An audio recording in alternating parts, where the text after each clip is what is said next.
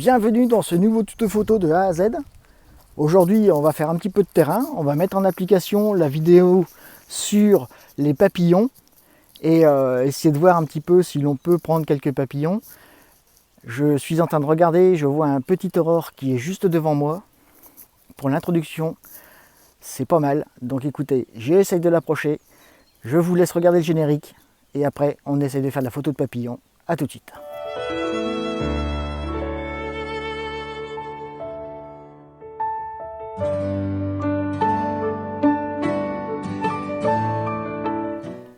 Alors nous voici dans l'application de la vidéo théorique de comment approcher et photographier les papillons.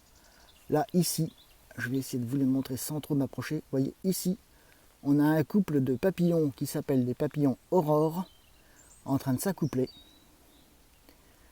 C'est donc assez joli. Je vais essayer de m'approcher. Le cadre a l'air bien dégagé en arrière-plan, donc je vais réussir à faire un beau bokeh certainement. Donc pour ce faire, je vais poser l'appareil photo.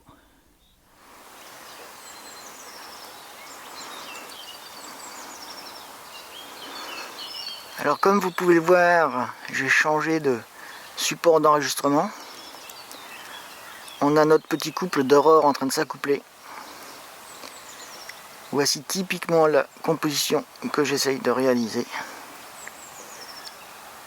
Donc là pour ce faire, je suis à 1/2 centième de seconde, à f8 et 200 ISO.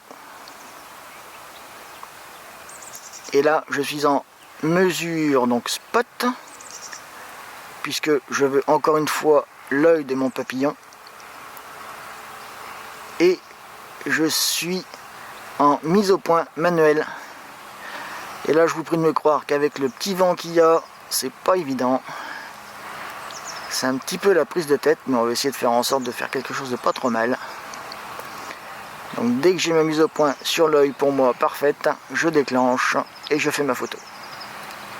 Alors je reviens vers vous, j'ai fait 2-3 photos de l'accouplement des aurores. Comme on a pu le voir, je me suis mis bien à plat, à la hauteur de mon sujet. Il ne faut pas hésiter, encore une fois, à se rapprocher très légèrement, bien faire attention aux zones où le papillon vous autorise ou non à pénétrer.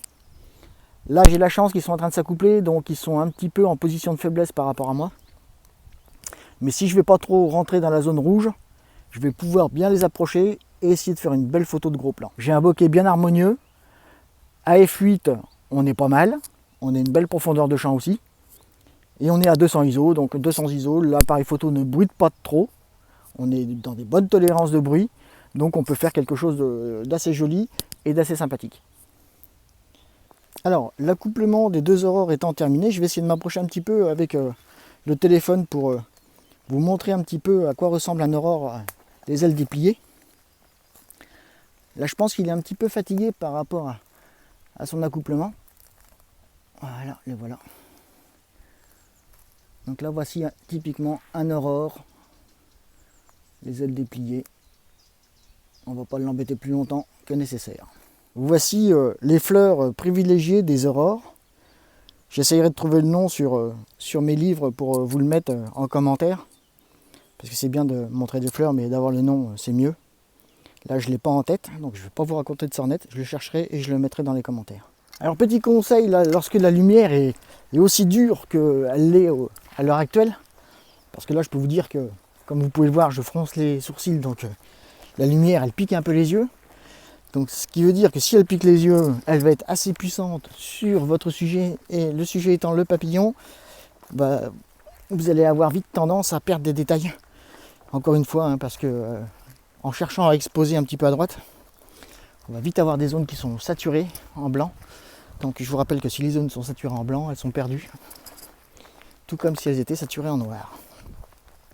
Et à ce niveau-là, essayez de privilégier un petit peu les zones qui sont potentiellement plus ou moins à l'ombre. Alors je voulais revenir avec vous sur une petite chose là, parce que l'occasion se présente, elle est trop belle. Comme vous pouvez le voir à peu près à ce niveau-là, il y a un aurore qui voltige, vous voyez. Et regardez où est mon ombre. Bon là il s'est sauvé, mais c'est pas grave. J'avais mon ombre qui était pile dans sa direction. Donc si je m'étais approché frontalement dans cette direction, et ben mon ombre l'aurait fait fuir.